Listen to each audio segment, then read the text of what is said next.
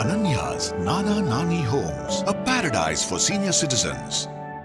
ஹாலிடேஸ்னாலே அது நம்ம ஜிடி ஹாலிடேஸ் தான். South India's #1 travel brand. அழகு தரும் மூலிகைகள், ஆரோக்கியம் தரும் மருத்துவர்கள். டாக்டர் ஸ்ரீவர்மாஸ்.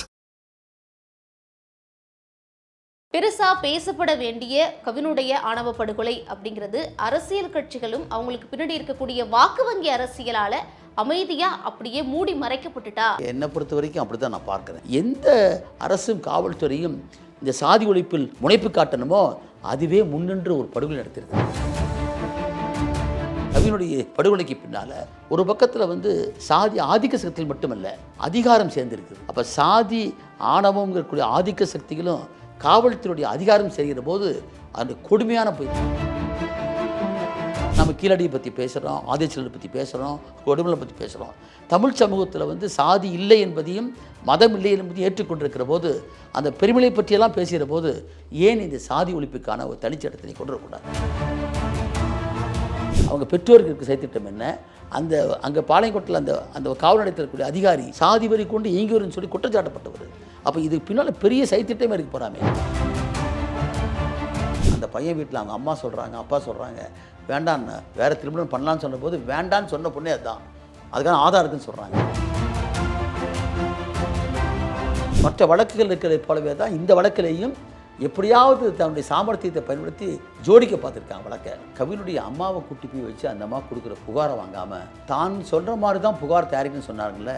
கவின் கொலை நடந்த பிறகு அவங்க அம்மா போய் கம்ப்ளைண்ட் கொடுக்க போனப்ப இப்படி கொடுக்கக்கூடாது இந்த மாதிரின்னு சொன்னாங்க. சொன்னது அவர் தோன்றக்கூடிய ஆணவ கொலைகளுக்கு தீர்வு என்பது தூக்குதல் தான்.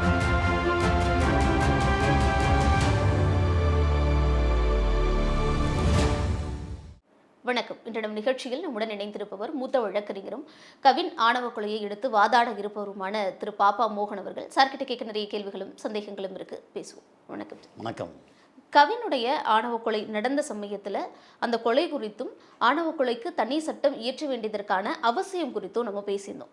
ஆனால் அந்த கவினுடைய கொலை அப்படிங்கிறது பெரிதாக பேசப்பட வேண்டிய விஷயம். ஆனால் எடுத்து பேச வேண்டிய அரசியல் கட்சிகள் பேசாததுனால அது அமைதியாக ஆக்கப்பட்டுருச்சோ அப்படிங்கிற ஒரு சந்தேகமும், அந்த பெற்றோர்கள் மற்றும் உறவினர்கள் கொடுத்த அழுத்தத்தின் பேரிலையும் அவங்க முன்னெடுத்த போராட்டத்துக்கு அப்புறமும் அவருடைய பெற்றோர்கள் கைது செய்யப்பட்டாங்க. தந்தை மட்டும் கைது செய்யப்பட்டார். அதுக்கப்புறம் கவினுடைய உடல் வாங்கி நல்லடக்கம் செய்யப்பட்டது. ஆனா பெருசா பேசப்பட வேண்டிய கவினுடைய ஆணவ படுகொலை அப்படிங்கிறது அரசியல் கட்சிகளும் அவங்களுக்கு பின்னாடி இருக்கக்கூடிய வாக்கு வங்கி அரசியலால அமைதியா அப்படியே மூடி மறைக்கப்பட்டுட்டா அப்படிங்கிற சந்தேகத்தை எழுப்பியிருக்கு. இது உண்மைதானா? இது எப்படி பாக்குறீங்க? ஏறக்குறைய என்னை பொறுத்த வரைக்கும் அப்படி தான் நான் பார்க்குறேன். ஏன்னா தமிழ்நாடு அரசு சமூக நீதிக்கான அரசாங்கம் என்று நான் பேசுகிறோம். அதற்காக போராட்டம் நடத்துகிறோம். தமிழகம் ஒன்றுபட்டு நிற்கும் வெல்லும் நான் பேசுகிறோம். ஒன்றிய அரசுக்கு எதிராக பேசுகிறோம். ஆனால் சமூக நீதி என்பதில் சாதி ஒழிப்பு அடங்கியிருக்கிறது, தீண்டாமை ஒழிப்பு அடங்கியிருக்கிறது. அப்போ சாதி ஆணவ கொலைகளை தடுக்க வேண்டும் என்பதற்காக திராவிட முன்னேற்றக் கழகம் கடந்த தேர்தலில் வாக்குறுதி அளித்தாங்க போகிறாமே. 4 ஆண்டு காலமாக அது நிறைவேற்றப்படலை. இதை ஷானவாஸ் போன்றக்கூடிய சட்டமன்ற உறுப்பினர்கள் வலியுறுத்தி சொன்னாங்க போகிறாமே. அது மட்டுமல்ல, அப்படி கேட்கிற போது அது இப்போது தேவையில்லைங்கிற மாதிரி முதல்வர் சொன்னது என்பது உண்மையில் வருத்தம் அளிக்கிறது. இன்னும் சொல்லப்போனால் நீங்கள் ஏற்கனவே 2012ஆம் ஆண்டு லா கமிஷன் 242 லா கமிஷன் இதை முன்மொழிஞ்சிருக்கு போகிறாமே, ரெக்கமெண்ட் பண்ண சொல்லிக்க போகிறாமே.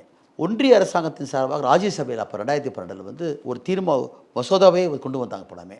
ஆனால் அது துரதிருஷ்டவசமாக லோக்சபாவுக்கு போகலை, அப்படியே கிடப்பில் போயிடுச்சு போகிறாமே. 2005ஆம் ஆண்டு ராஜஸ்தானில் நிறைவேற்றியிருக்காங்க போகிறாமே. அது மட்டுமல்ல, தமிழ்நாட்டை பொறுத்த வரைக்கும் மார்க்சிஸ்ட் கட்சியுடைய சட்டமன்ற உறுப்பினர் வரதராஜன் தனிநபர் மசோதா கொடுத்துருக்காரு.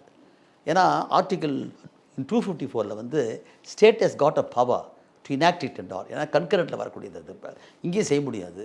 அப்போ தமிழ்நாட்டை பொறுத்த வரைக்கும் ஒரு சமூக நீதி பேசக்கூடிய ஆட்சியாக இருந்தால் கூட தேசிய குற்றப்புலனாய்வு அறிக்கையை பொறுத்தளவுக்கு இந்தியாவில் இருக்கக்கூடிய மாநிலங்களிலேயே உத்தரப்பிரதேசம், பீகார், ராஜஸ்தானுக்கு அடுத்தபடியாக தமிழ்நாட்டிலும் இது போன்ற சாதி ஆணவ படுகொலைகள் தொடர்ந்து இருக்குங்கிறது அறிக்கைபூர்வமாக வந்துருக்கு போகிறாமே. ஏற்கனவே நம்ம பேசியிருக்கிறோம். 2017ஆம் ஆண்டு தொடங்கி 2025 வரைக்கும் 65க்கு மேற்பட்டிருக்கக்கூடிய ஆணவ கொலை இருப்பதாக எவிடன்ஸ் அமைப்பில் ஆதாரப்பூர்வம் எடுத்து கொடுத்துருக்காங்க. அப்போ இந்தியா முழுக்க இதற்காக சாதி ஆணவ கொலைகளை தடுக்கணுங்கிறதுக்காகவே தனிச்சிறப்பு சட்டம் என்பதற்காக இந்தியா முழுக்க போராடி இருக்கக்கூடிய அமைப்புகள் இருக்காங்க. அதில் எவிடன்ஸ் கதனுடைய அமைப்பு ஒன்று உண்டு. ஏன்னா அவங்க அதுக்காக டிராஃப்ட் போட்டு எல்லா மாநிலத்துக்கும் சென்று ஏறக்குறைய 39 ஸ்டேட்ஸில் வந்து அவங்க வந்து போய் அங்கே இருக்கிற அரசியல் கட்சிகள்லாம் பார்த்துருக்காங்க. இந்திய அரசியல் கட்சிகளில் வந்து இந்திய கம்யூனிஸ்ட் கட்சி தூராஜா, மார்க்சிஸ்ட் கட்சியுடைய யெச்சூரி போன்றிருக்கிறவர்கள் மற்றும் இருக்கக்கூடிய எல்லாம் கலந்துருக்காங்க.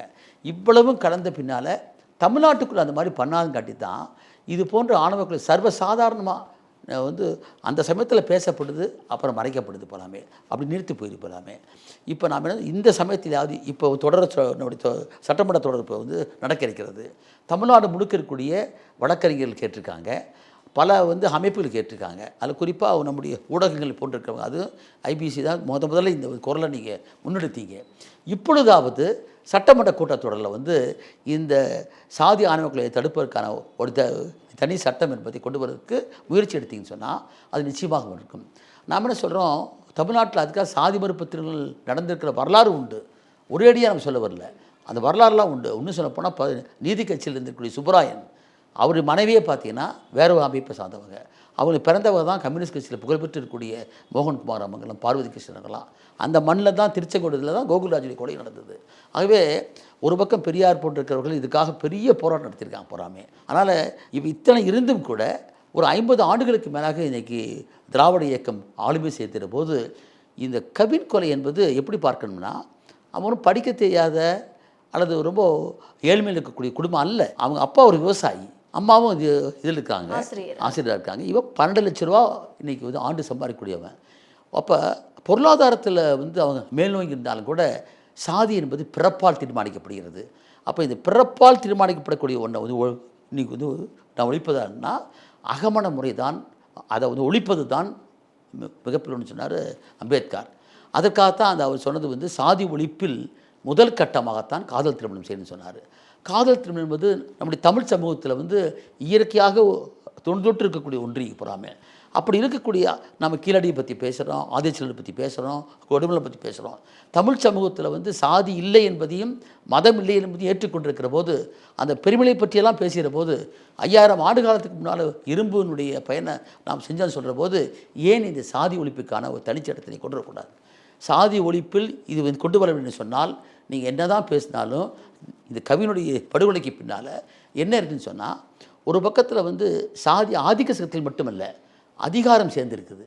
காவல்துறையை சார்ந்திருக்க 2 பேர் பெற்றோரே வந்து காவல்துறையை சார்ந்திருக்கவங்க.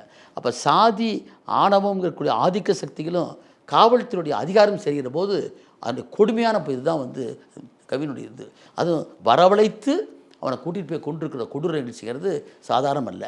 இதை வந்து தொல் திருமாவளவன் அவர்கள் வந்து அங்கே நேரில் போன போது அவங்க அப்பாவோட பேசுகிற போது தான் சில விளக்கங்களுக்காக கிட்ட வந்து ஒரு தொலைபேசி போட்டு பேசினார். அப்போ நான் விளக்கம் சொன்னேன். அப்போ தான் அவங்க அப்பா வாங்கி என்கிட்ட பேசும்போது நீங்கள் இந்த வழக்குக்கு வரேன்னு சொன்னேன். நான் கண்டிப்பாக வரேன்னு சொன்னேன். அவர்கிட்ட சொன்னேன், நீங்கள் தயவுசெய்து நிதியெல்லாம் வந்து மறுக்கிறதெல்லாம் கூடாது, ஏன்னா அது ஒரு போராடி பெற்றிருக்கிற உரிமை அது. அப்போ பாதிக்கப்பட்ட குடும்பத்துக்கு வந்து மாவட்ட ஆட்சித்தலைவரும் காவல்துறை கண்காணிப்பரும் 24 மணி நேரத்தில் நிறையா வந்து உங்களுக்கு 12 லட்ச ரூபா பணம், வீட்டு கொடுத்துருக்கு, அரசு வேலை, நிலம், பென்ஷன்லாம் கொடுக்க வேண்டிய கடமை இருக்குது. ஏன்னா இந்த மாதிரி பாதிக்கப்பட்டவங்க நிறைய பேர் இருக்காங்க போகிறாமே அப்படின்னு சொன்னோம். அப்பாவை வந்து இவ்வளோ கைது பண்ணிட்டாங்க. அம்மாவை கைது பண்ணுறது வந்து இன்வெஸ்டிகேஷன் ப்ராப்பராக பண்ணணும். இப்போ சிபிசிஐடிக்கு மாற்றியாச்சு. சிபிசிஐடிக்கு போனாலும் சரி, சிபிஐக்கு போனாலும் சரி, அதை விசாரிக்கக்கூடிய அதிகாரி இருக்காரே அவர் அரசியல் சாசனத்தின் மீது நம்பிக்கை கொண்டதாக இருக்கணும். சாதி இதுதான் நிற்குது எங்கேயுமே. அவர் ஆட்சியாளராக இருக்கலாம், பெரிய ஆளாக கூட இருக்கலாம், ஆனால் சாதி இருக்கக்கூடாது. இந்த அரசியல் சாசனம் என்ன சொல்லுது, சாதியற்று மதமற்றவர்களாக இருக்க முடியும். ஏன்னா நீங்கள் இந்தியன் கான்ஸ்டியூஷன் மேலே தான் வந்து உறுதிமொழித்திருக்கீங்க. ஆகவே இந்த சட்ட விதியில் வந்து 7 உபப்பிரிவு 1 பிரகாரம் ஒரு மாவட்ட காவல்துறை துணை கண்காணிப்பாளர் இந்த சட்டத்தில் அறிவும் அனுபவமும் நுட்பம் மிக்கவராக இருக்க வேணும். அப்படி போட்டால் மட்டும்தான் இந்த வழக்குக்கு பின்னால் இருக்கக்கூடிய சதித்திட்டம் என்ன, அவங்க பெற்றோருக்கு இருக்க சதித்திட்டம் என்ன, அந்த அங்கே பாளையங்கோட்டில் அந்த காவல் நிலையத்தில் இருக்கக்கூடிய அதிகாரி ஏற்கனவே வந்து அது மாற்றப்பட்டவர், சாதி வரி கொண்டு இயங்கிவருன்னு சொல்லி குற்றச்சாட்டப்பட்டவர். அப்போ இதுக்கு பின்னால் பெரிய சதித்திட்டமே இருக்க போகிறாமே. எந்த அரசும் காவல்துறையும் இந்த சாதி ஒழிப்பில் முனைப்பு காட்டணுமோ அதுவே முன்னின்று ஒரு படுகொலை நடத்தியிருக்குது. ஆகவே கவினுடைய இந்த சாதி ஆணவ படுகொலை இறுதியாக இருக்க வேண்டும் என்று சொன்னால் முதல் கட்டமாக இந்த சட்டமன்ற கூட்டத்தொடரில் வந்து அந்த சிறப்பு சட்டத்தை வந்து நிறைவேற்றி கேட்குறோம். இப்போ உங்களுக்கு தெரியும், கௌசல்யா தெரியும், சங்கர் கௌசல்யா, அவங்க வழக்கிலையும் நான் வந்து அப்பீலில் வந்து கூட நின்னோம். அவங்களும் என்னை கேட்டாங்க, ஆனால் என்னை வந்து அரசாங்கம் போடல. 3 பேரை போட்டாங்க அரசாங்கத்தில். அந்த கௌசல்யா இன்றைக்கி தமிழ்நாடு முழுக்க சுற்றுப்பயணம் பண்ணுறாங்க, மாவட்டம் முழுக்க போய் கருத்து நடத்துகிறாங்க. எதுக்காக? இந்த சிறப்பு சட்டத்தை கோரி தான். பாதிக்கப்பட்டவரே இன்றைக்கி மீண்டும் நின்று வந்து கேட்குறாங்க. இவ்வளவு இருந்தும் கூட தமிழக அரசாங்கம் வந்து தயங்குவது என்பது அது வந்து ஓட்டு அரசியல் இருக்குமா, ஓட்டு வங்கி அரசியல் இருக்குமாங்கிறது சந்தேகம் இருக்கிறது. அது இல்லாமல் பண்ணுன்னு சொன்னால் நாங்கள் வேண்டுவதெல்லாம் நீங்கள் இந்த சட்டமன்ற தொடரிலேயே இந்த சட்டத்தை கொண்டு வரணுங்கிறது தான். நீங்கள் சொன்ன மாதிரி திமுக ஆட்சிக்கு வரதுக்கு முன்னாடி அவங்களோட தேர்தல் வாக்குறுதியில் ஒன்றா ஆணவ படுகொலைக்கு தனி சட்டம் அப்படிங்கிறது இருந்தது. கம்யூனிஸ்ட் எம்எல்ஏ சட்டப்பேரவையிலையும் அந்த கேள்வி முன் வச்சார், கவனிப்பு கொண்டு வந்தார். அப்போ முதல்வர் சொன்ன விஷயம் என்னென்னா, வன்கொடுமை தடுப்பு சட்டத்தின் கீழே கடுமையான தண்டனையை வந்து முன்னெடுத்தா போதும், அதற்கான அவசியம் இப்போ இல்லை அப்படிங்கிற மாதிரியான ஒரு பதிலை வந்து குறிப்பிட்டிருந்தார்.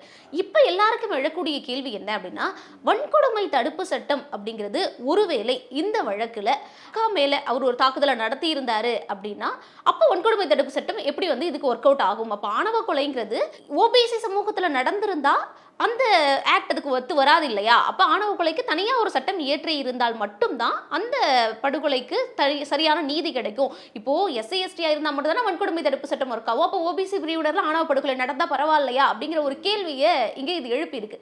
அப்போது இதை எப்படி நம்ம வந்து இந்த ஆக்ட் போதும், இதிலே வந்து தண்டனையை வந்து நம்ம அதிகப்படுத்தினா போதும் அப்படிங்கிறத ஏற்றுக்க முடியுமா? அது தவறான ஒரு கண்ணோட்டம். அது நாம் வந்து அந்த தனிச்சட்டம் கோருவதே அது தலித்தும் தலித் அல்லாதவர்கள் நடந்ததுன்னா எவ்வளவு இன்னும் கூர்மையாக பயணங்கிறது தான் வந்து. ஆனால் தலித் அல்லாதவர்களுக்கிடையேயும் இந்த சாதி மறுப்பு திருமணம் செய்யணும். அதில் வந்து நடக்கக்கூடிய ஒரு ஆணவ படுகொலையும் சேர்த்து தான் சட்டமாக சொல்கிறோம். ஏன்னா சமூகத்தில் சாதி தான் நிற்கிது போகிறான். இந்த சாதி ஒழிப்பில் கிரேடட் இன்இக்வாலிட்டின்னு சொல்கிறார் அம்பேத்கர். இந்த படிநிலை அசத்தமும் இருக்குது பாருங்கள். தனக்கீழே ஒருத்தன் சொல்லக்கூடிய அந்த நிலையை உடைப்பது என்று சொன்னாலே இந்த சட்டம் தேவைப்படுது. என்ன கேட்டால், அகமண முறையை ஒழித்தல், சொந்த சாதிக்குள்ளேயே திருமணம் செய்து கொள்ளுதல் என்பது எனக்கு போக்கு வந்து உடஞ்சா மட்டும் தான் சாத்தியம். அதற்கு முதல் படியே காதல் திருமணம் தான். இப்போ நீங்கள் பார்த்துக்கலாம், ஹரிநாடான்னு சொல்லக்கூடிய ஒருத்தர் பகிங்கரமாக பேசுகிறாரு. நீ உங்கள் அப்பா அம்மா பேச்சை கேட்டு உங்கள் சாதிக்குள்ளே பண்ணுங்க, நீ உயிரோடு இருப்பேன்னு சொல்கிறாரு. இது ஒரு ஹேட் ஸ்பீச். இதுக்கெல்லாம் காரணம் என்ன? அப்போ அகமண முறையை கொண்டு வந்து பழைய அப்படி 2000 ஆண்டு காலத்தில் இருக்கக்கூடிய அந்த சாதியை வந்து அப்படியே காப்புறதுக்கான முறை வந்து. ஆகவே அது எந்த சாதியாக இருந்தாலும் சரி, தலித்தும் தலித்தலாவும் இருக்கலாம், அல்லது ஓபிஸ்குள்ளே இருக்கலாம், எந்த இதாக இருந்தாலும் சரி, சாதி மறுப்பு திருமணம் செய்தால் கட்டாயமாக அவர்களை பாதுகாப்பது என்பதும் அவர்களுக்கான எல்லா விதமான சட்ட உரிமைகளை பெற்றுத்தருவது என்பதும் எல்லாவற்றுக்கும் மேலாக இந்த சாதி ஆணவ படுகொலைக்கு வந்து 302ன்னு சொல்லக்கூடிய ஐபிசி பிரிவில் வந்து ஒரு கொலை என்று சொன்னால் இப்போ 103 பிஎஸ்சின்னு வந்திருக்கு. வந்து அந்த இதில் பொறுத்தளவுக்கு வந்து ஒரு கொலைன்னு சொல்லிட்டாவே 2 தான், மொத்தம் 2 தண்டனை தான். ஒன்று தூக்கு தண்டனை, அடுத்து வாழ்நாள் சிறை. அது மேக்சிமம் என்னன்னா அறுதிலும் மருதான வழக்குக்கு தான் வந்து அது மாதிரி போகும். ஏற்கனவே தீர்ப்பில் இருக்குது, Bhagwant Singh versus state of NC டெல்லியில் வந்து இது போன்றக்கூடிய ஆணவ கொலைகளுக்கு தீர்வு என்பது தூக்கு தண்டனை சொல்லி சுப்ரீம் கோர்ட் சொல்லியிருக்காங்க போகிறாமே. அப்படி இருக்கும்போது அதற்கே இருக்கும்போது எந்த சாதியை சார்ந்தவர்களாக இருந்தாலும் சரி, சாதி மறுப்பு திருமணம் என்று சொன்னாலே அது வந்து ஒரு ஆணவ படுகொலை தான். அந்த அடிப்படை சுயசாதி பெருமை பேசக்கூடியவர் செய்யக்கூடியது தான், அகமண முறையை காப்பது தான். அது அரசியல் சாசனத்துடைய ஆர்டிகல் 14க்கும் 15க்கும் 17க்கு விரோதமானது என்ற அடிப்படையில் எப்படி இப்படி இந்த சட்டத்தை கொண்டு வந்தோம் 1989, அதை வலுப்படுத்தணும் 2016. அதே போலவே இப்படி ஒரு சட்டத்தை வந்து ஒன்றிய அரசாங்கம் கொண்டாடுறாங்களோ இல்லையோ, தமிழ்நாடு அரசாங்கம் செய்யணும். உதாரணத்துக்கு நான் சொல்கிறேன், வந்து இப்போ பெண்களுக்கு சம உரிமை உண்டுன்னு சொல்கிறோம், சம வேலைக்கு சம வாய்ப்புன்னு சொல்கிறோம். ஆர்டிகல் 15 பொறுத்தளவுக்கு no discrimination on base of caste, creed, sex, religion சொல்கிறோம், பிளேஸ் ஆஃப் பார்த்துக்கிறோம். அதே போலவே தான் சட்டத்தில் வந்து என்னதான் இருந்தாலும் கூட பெண்களுக்கு சொத்துரிமையில் வந்து இந்த பூர்வீக சொத்தில் பங்குலன்னு சொல்லியிருந்தாங்க. 1956ஆம் ஆண்டு வந்து சுயமாக சம்பாதித்து இருக்கிற சொத்துல மட்டும் தான் பங்குன்னு சொன்னீங்க. ஆனால் இந்தியாவிலேயே ஆந்திராவுக்கு அடுத்தபடியாக தமிழ்நாட்டில் தான் வந்து 1 of 90ங்கிற ஆக்டில் வந்து 25/3/1989க்கு முன்னால் திருமணம் ஆயிருந்ததுன்னா அவங்களுக்கு கிடைக்காது. பின்னால் வந்து பூர்வீக சொத்தில் பங்கு உண்டுன்னு சொன்னீங்க. 2005 தான் வந்து ஒன்றிய அரசாங்கம் கொண்டு வந்தாங்க, ஈக்குவல் ரைட் கொண்டு வந்தாங்க. அதுக்கு முன்னாலேயே நாம் கொண்டு வந்தோம். அந்த பெருமையை சொல்லக்கூடிய நாம், அம்பேத்கரை பெரியாரை பற்றி பேசக்கூடிய நாம், பெரியார் இறக்கிற போது நெஞ்சில் ஒரு முள் தேய்ச்சிருக்குன்னு சொன்னார். அதை போக்கணும்னு சொன்னால் இந்த சமத்துவத்தை இன்னும் சொல்லப்போனால் அம்பேத்கர் பெரியாருடைய மிகப்பெரிய விஷயம் என்னென்னா, தீண்டாமையை காட்டிலும் மிக கூடியது பெண்ணடிமைத்தனம் சொன்னார். அப்போ பெண்ணடிமைத்தனத்தை ஒழிப்பதற்கு, அகமண முறையை ஒழிப்பதற்கு, காதல் திருமணம் செய்யக்கூடிய அறிவார்ந்த காதலுக்கு பாதுகாப்பு தருவதற்கு இந்த சட்டம் தான் தீர்வு. ஆகவே அதை வந்து திமுக ஆட்சிக்கு நான் சொல்லித்தரணும்னு அவசியம் இல்லை. அவர்கள் மட்டுமல்ல, இடதுசாரிகள், திராவிட இயக்கங்கள், தமிழ் தேசிய இயக்கங்கள் ஒன்றுபட்டு நின்று இதுக்காக போராட வேண்டுங்கிறத நான் எனக்கு உண்மை. ஏன்னா திமுக ஆளும் கட்சி, வாக்கு வங்கி அரசியல் அப்படின்னு நம்ம சொல்ற அதே நேரம் இதை எடுத்து பெருசாக்க வேண்டிய எதிர்க்கட்சிகளும் இதில் வாய் திறந்தாங்களா அப்படிங்கிற ஒரு கேள்வி இருக்கு. எதிர்க்கட்சிகளுமே இதை வந்து பெருசுபடுத்தல. அஜித்குமார் வழக்க பேசின அளவுக்கு கவின் விஷயத்தை பேசினாங்களான்னு கேட்டால் கிடையாது. இப்போ கட்சி தொடங்கி இருக்கிற விஜய் அவர்கள் உடனே வந்து அஜித்குமார் வீட்டுக்கு போனார். ஆனால் கவினுடைய மரணத்துக்கு இப்பொழுது வரைக்கும் ஒரு அறிக்கை கூட அவர் தரப்புலேருந்து வரல. எதிர்க்கட்சி தலைவர் எடப்பாடி பழனிசாமி அவர்களா இருக்கட்டும், அன்புமணி ராமதாஸ் அவர்கள் அவங்க சமூக நீதி போராளின்னு பேசுறவங்க, அவங்க கிட்ட இப்போ வரைக்கும் எந்த விதமான ஒரு அறிக்கையும் வரல.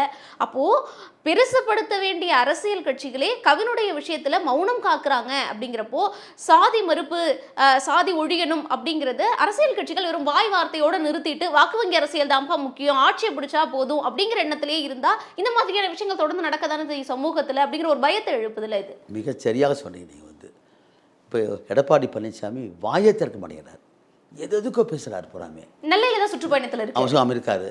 அதுவே வந்து எதிர்க்கட்சி தலைவராக நீ ஒரு 90 பேரை வச்சிருக்கக்கூடியவர்கள் இப்படி ஒரு படுகொலை நடந்தது, படுகொலை கூட கண்டிக்க தேவையில்லை, தனிச்சிறப்பு அப்புறமே இருக்கட்டும். அதே மாதிரி சமூக நீதி சொல்லக்கூடிய ராமதாஸ் பேசாமல் இருக்கிறது எல்லாவற்றை காட்டிலும் எனக்கு தெரிய வந்து தொல் திருமாவளவன் அவர்கள் வந்து நேரடியாக வந்து பங்கெடுத்து சொல்லியிருக்காரு. போறாமே மார்க்சிஸ்ட் கட்சியுடைய செயலாளர் வந்து இப்போ பேசியிருக்காரு.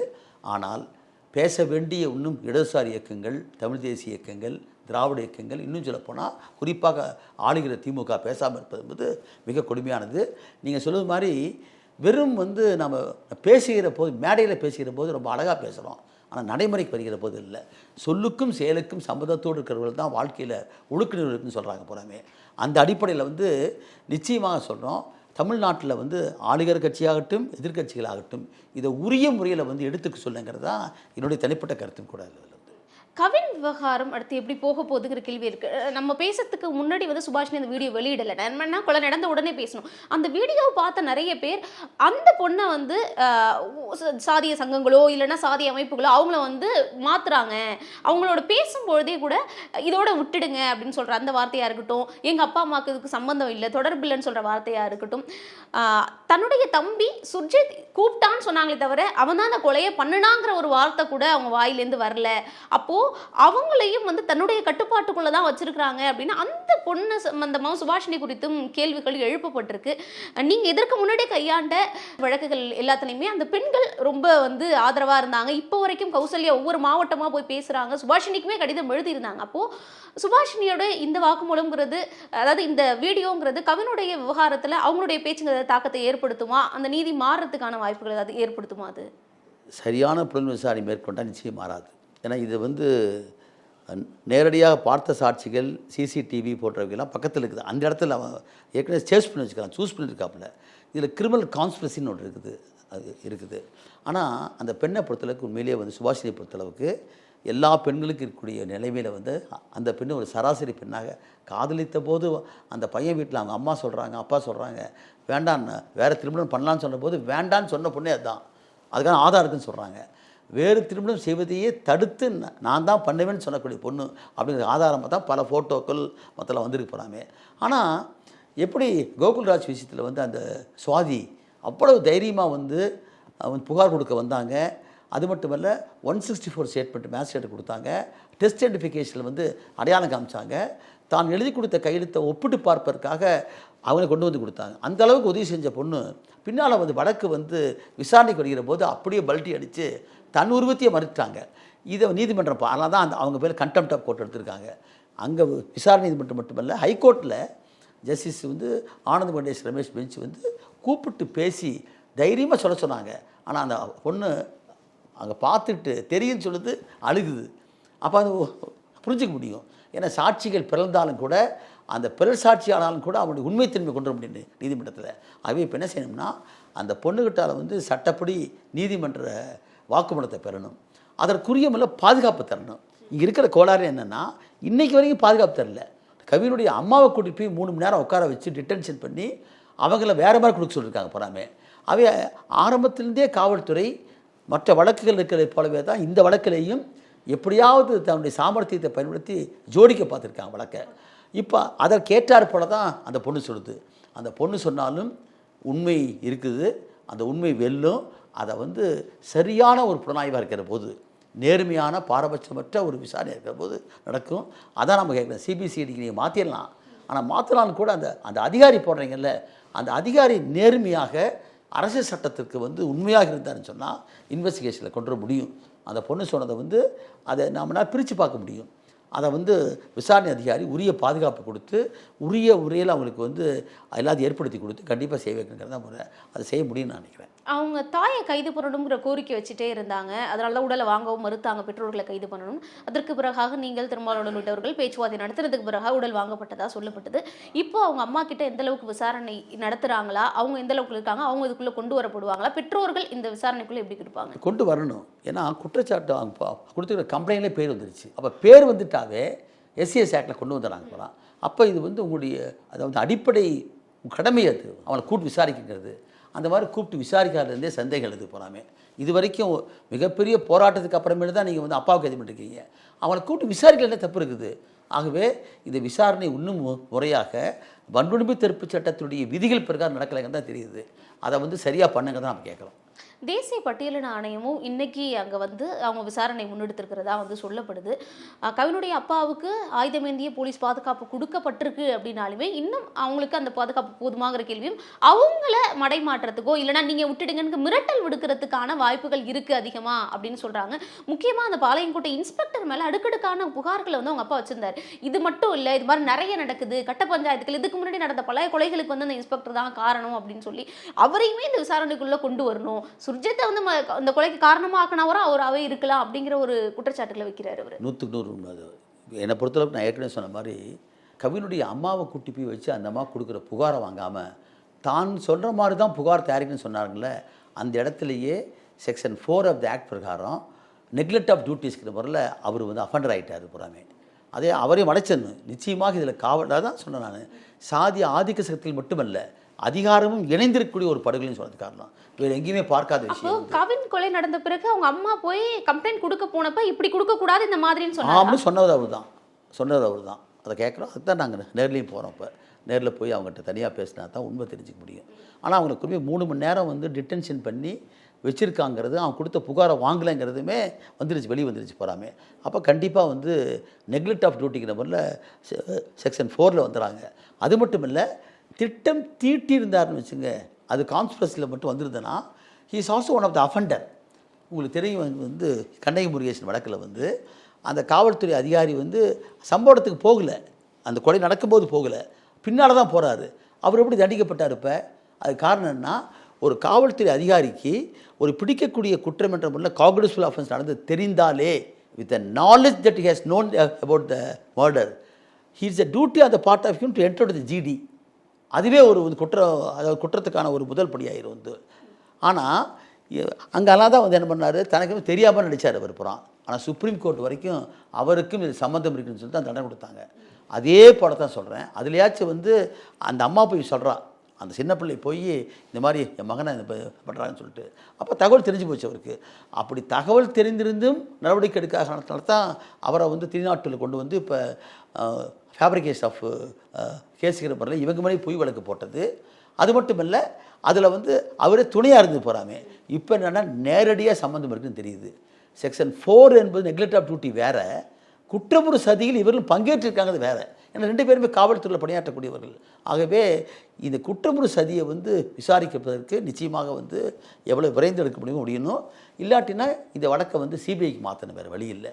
ஏன்னா அரசு சரியான முறையில் இதில் ஏன்னா அஜித்குமாருக்கு நீங்கள் பண்ணீங்க, அஜித்குமாருக்கு எல்லாமே குரல் கொடுத்தாங்க. ஆனால் இது போன்ற ஒரு மிக கேவலமான வெறுக்கத்தக்க கொடூரமான ஒரு படுகொலை, சாதியானவ படுகொலை நீங்கள் முறையான நடவடிக்கை இல்லைன்னு சொன்னால் வேறு வழியில் சிபிஐ தான் கேட்கணும் போகிறாமே. நீங்களே அதுக்கு வழிகாட்டிருக்கீங்க அஜித்குமார் கேஸில். இந்த வழக்கு அப்படி இல்லைன்னு சொன்னால் நிச்சயமாக அது வேறு மாற்றத்தை தான் போகும். ஏன்னா அதிகாரிகள் ஒவ்வொரு முறை இது மாதிரியான சம்பவங்கள் நடக்கிறப்பையும் மேல் மட்டத்தில் அதிகாரிகள் மட்டத்தில் நிறைய சாதிய மனநிலை கொண்ட அதிகாரிகள் இருக்காங்க. இதனால காவல்துறையை வச்சிருக்க முதல்வரை நம்ம ஸ்ட்ரைட்டாக குற்றம் சொல்லிட முடியாது. அதிகாரிகள் மட்டத்தில் அந்த பிரச்சனை இருக்கிறதுனால அந்த தவறுகளை சரி செய்ய முடியல. அந்த அதிகாரிகளை இடமாற்றம் பண்ணுறது, பணிமாற்றம் பண்ணுறது இதெல்லாம் நடந்துக்கிட்டே இருக்கு. ஆனால் ஒவ்வொரு முறையும் இந்த மாதிரியான கண்துடைப்பு நடவடிக்கைகளோடு நிறுத்திட்டா மட்டும் போதுமா? அந்த அதிகாரிகள் சில மாதங்களுக்கு அப்புறம் திரும்ப வராங்கல்ல, அவங்களால திரும்ப அந்த பிரச்சனைகள் நடக்க தானே செய்யுது. அப்படிங்கிற ஒரு கேள்வி இருக்குது. இந்த ஆணவ படுகொலைக்கான தனி சட்டம் கேட்டு விசிக திருமாவளவர்கள் 9ஆம் தேதி எல்லா மாவட்டங்கள்லையுமே வந்து அறிவிச்சிருக்கிறார் போராட்டத்துக்கு. இந்த போராட்டம் எந்த அளவுக்கு முக்கியம், இந்த நீதி அப்படிங்கிறது எதை நோக்கியதா எவ்வளோ விரைவாக எடுக்கப்படும்? ரொம்ப சரியானது. முதல்ல தமிழக முதல்வர் அவர்கள் தான் காவல்துறைக்கு பொறுப்பானவர். அப்போ காவல்துறைக்கு தலைமை பொறுப்பேற்கக்கூடியவர் தான். அதான் நாங்கள் சொல்கிறோம், he is accountable for that. பொறுப்பேற்கக்கூடிய அவர் தான். இப்போ எப்படி அஜித்குமார் சொன்னபோது தவறுன்னு போட்டு மன்னிப்பு கேட்டார்ல, அதே போலவே கனிமொழி போயிருக்காங்க, நேரு போயிருக்காங்க, அதெல்லாம் முக்கியமெல்லாம் கிடையாது. அங்கே போய் கனிமொழி சொன்ன போகிறோம் ஒன்றிய அரசு தான் சட்டம் கொண்டுன்னு சொல்கிறாங்க. அதெல்லாம் சரியல்ல. எங்களை பொறுத்த வரைக்கும் வந்து ஒரு மனித உரிமை வழக்கறிஞர் முறையிலையும் இது போன்ற வழக்கில் நான் எடுத்து நடத்துக்க முறையிலையும் தமிழக முதல்வர் பொறுப்பேற்க வேண்டும். ஏன்னா நீங்கள் வந்து நீங்கள் தான் மாநிலம் முழுக்க இருக்கக்கூடிய கண்காணிப்பு குழுவுக்கு தலைவரே நீங்கள் தான், சேர்மன். அந்த குழு வந்து ஒரு ஆண்டில் ஜனவரி மாதத்துலையும் ஜூன் மாதத்துலையும் கூடணும். இப்போ என்றான்னா நீங்கள் தொடர்ந்து பார்க்குறோம், தமிழ்நாட்டில் நடந்து கொண்டிருக்கக்கூடிய ஆணவ கொலைகள் பூராத்துக்கும் யார் பொறுப்பேற்க முடியுங்க? நீங்கள் தான் பொறுப்பேற்கணும். ஏன்னா நீங்கள் தான் தலைவராக இருக்கீங்க. காவல்துறை தலைமை மட்டுமல்ல, இது போன்ற வன்கொடுமை சட்டங்களை வந்து அமல்படுத்துகிற போது இம்ப்ளிமெண்டேஷன், ஏற்கனவே சொல்லியிருக்கிறேன், இந்த சட்டம் வந்து ஒரு தடுப்பு சட்டம், இது ப்ரிவென்டிவ் ஆக்ட், இது வருமுன்னர் காக்க வேண்டிய சட்டம். அதுக்கான அத்தனை வழிமுறையும் இருக்குது. ஆடியோ தலைமையில் கோட்டாட்சியிலேருந்து ஆரம்பித்து மாவட்ட ஆட்சித்தலைவர், மாநிலம் முழுக்க தனியாக இருக்குன்னு போட்டு கண்காணிப்பு குழு. அது மட்டும் இல்லை, நோடல் ஆஃபீஸர்ஸ் தனியாக இருக்காங்க. அது மட்டும் இல்லை, அதுக்கு காவல்துறை அதிகாரி இருக்காங்க. எல்லாவற்றுக்கும் மேலே தமிழ்நாட்டில் ஒரு வந்து ஆணையம் போட்டிருக்கீங்க. அதாவது வந்து தாழ்த்தப்பட்டோர் மற்றும் பழனி மக்களுக்கான ஒரு வந்து ஆணையம் போட்டிருக்கீங்க. இந்த ஆணையங்கள்லாம் என்னென்னா வெறும் போய் பார்வையிடுவதிலும் ஒரு இன்டர்வியூ தரதும் இருக்கே தவிர இன்டர்வென்ஷன் கிடையாது. அப்போ இந்த இன்டர்வென்ஷன்லாம் எப்படி பண்ணணும்? அந்த காவல்துறை அதிகாரி யார் என்பதை பார்த்து அதை சரிப்படுத்தணும். அரசுக்கு வந்து சிபாரிசு பண்ணணும், இந்த மாதிரி சட்டம் தேவைன்னு போட்டு சொல்லணும். காவல்துறை அதிகாரிக்கு சென்சிடைஸ் பண்ணணும். ஏற்கனவே சொன்னேன், தமிழ்நாடு ஸ்டேட் ஜுடிஷியல் அகாடமி நீதித்துறை மாவட்ட நீதிபதிகளுக்கே எஸ்சிஎஸ் ஆக்டில் வந்து ஒரு அற்புதமான ஒரு வந்து சென்சிடைசேஷன் வைக்கிறாங்க. அப்படி இருக்கும்போது காவல்துறையில் இருக்கக்கூடிய அந்த சேஷ் ஹவுஸ் ஆஃபீஸர், நிலைய பொறுப்பு அதிகாரி, அவரில் தொடங்கி டிஎஸ்பி சொல்லக்கூடிய இந்த புலனாய்வு அதிகாரி வரைக்கும் முதல்ல சென்சிடைஸ் பண்ணணும். முதல்ல போகிறான், சாதி என்பது சட்டப்படி தடை செய்யப்பட்ட ஒன்று, சாதிய மனோநிலை என்பது முற்றாகி இருக்கக்கூடாது யாருக்கோ காவல்துறைக்கு. அது போன்ற ஒரு உணர்வை ஏற்படுத்தால் மட்டும்தான் இது போன்றக்கூடிய ஆணவ கொலைகளை முன்கூட்டியே தடுக்க முடியும். ஆகவே வந்து தமிழக முதல்வர் வந்து அந்த மாதிரி இருப்பது என்பதை நான் ஏற்றுக்கொள்ள முடியாது. விடுதலை சிறுத்தைகள் அமைப்பு வந்து முன்கெடுத்திருப்பதை நான் பாராட்டுறேன். ஏன்னா இப்படிப்பட்ட ஒரு மக்களை திரட்டி ஒரு பெரிய களத்தை அமைச்சா மட்டும்தான் மக்களிடத்திலிருந்து வரக்கூடிய ஒரு எழுச்சியும் ஒரு கருத்து கூடிய அமைவும் அதே சமயத்தில் வந்து அரசாங்கத்தில் சட்டப்படி செய்ய வேண்டிய உரிமை சேரும். அந்த அடிப்படையில் அந்த போராட்டம் வந்து மக்கள் இயக்கமாக நான் கருதுகிறேன். நிச்சயமா இந்த நீதி அப்படிங்கிறது தள்ளி போக மாதிரி தெரிஞ்சதுனால உரிய விசாரணை இல்லைனாலும் சிபிஐக்கு மாற்ற வேண்டிய சூழல் வரும். கண்டிப்பாக வரும். அப்போ இல்லைன்னா நம்ம அதை கல்விய முறையில் நடவடிக்கை எடுப்போம். நாங்கள் வந்து இப்போ ஏற்கனவே பள்ளிக்கரணையில் அந்த மாதிரி தான் ஆச்சு. பள்ளிக்கரணை மேட்டரில் வந்து 6 ஆண்டுகளுக்கு ஆயிரத்துக்குரிய பிரவீனும் அந்த பொண்ணு 2 பேரும் உடைய நிகழ்ச்சியில் வந்து பள்ளிக்கரணை காவல் நிலையம் தான் முழு பேர் இருக்கணும். அந்த இன்வெஸ்டிகேட்டிங் ஆஃபீஸர் தான் பொறுப்பது. ஏன்னா அந்த பொண்ணு தற்கொலை பண்ணிட்டாங்க போகிறாங்க. இப்போ வந்து ஆம்ஸ்டாங் வழக்கை பார்க்குறோம், அந்த வழக்கையே கூட சிபிஐ கேட்குறேன். அதுக்கு காரணம் என்னன்னா காவல்துறை முறையான முறையில் அதை வந்து விசாரிக்கலைங்கிறது தான். அதே போல தான் வந்து அங்கே நீங்கள் வந்து அஜித்குமாருக்கு நீங்களே ஒத்துக்கிட்டீங்க போகிறாமே, அதே போல தான் இதுவும் மாறும். ஏன்னா தமிழ்நாட்டை பொறுத்தவரை காவல்துறையில் வந்து மிக சீர்கெட்டு கிடக்குன்னு சொல்கிறேன் போகிறாமே. உச்சநீதிமன்றம் ஏற்கனவே பிரகாஷ் சிங் வழக்கில் வந்து இந்த சட்டம் ஒழுங்கையும் இன்வெஸ்டிகேஷன் பிரிக்க சொன்னாங்க, ஸ்டாண்டிங் ஆர்டர் மாற்ற சொன்னாங்க. ஆனால் காவல்துறை இதெல்லாம் எதுவுமே தமிழ்நாட்டில் செய்யலை. ஆகவே சமூக நீதி பேசக்கூடிய இந்த ஆட்சியில் வந்து இந்த காவல்துறையினுடைய இருக்கக்கூடிய வந்து மக்கள் மையப்படுத்தாவிட்டால், டெமோக்ரட்டைஸ் பண்ணாவிட்டால் இது சர்வாதிகாரத்தில் நடப்பாங்க. என்ன தான் முதல்வர் வந்து மேடையில் பேசினாலும் கூட இங்கே நடக்காது.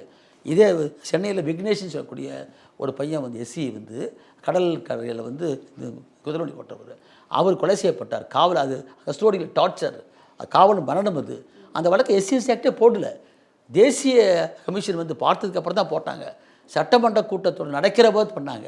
அப்போ இது போல் பல உதாரணங்கள் இருக்குது போகிறான். ஏன்னா இந்த காவல்துறை அதிகாரிகள் சொல்லது தான் முதலமைச்சர் கேட்பதாக சந்தேகம் நிரூபிக்கப்படுது போகிறாங்க.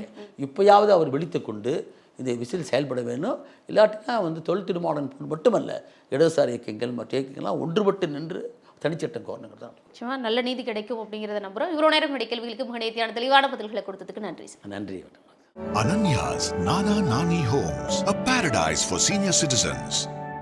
Holidays nale adu namma GT Holidays da, South India's #1 travel brand. அழகு தரும் மூலிகைகள், ஆரோக்கியம் தரும் மருத்துவர்கள். டாக்டர் ஸ்ரீவர்மாஸ்.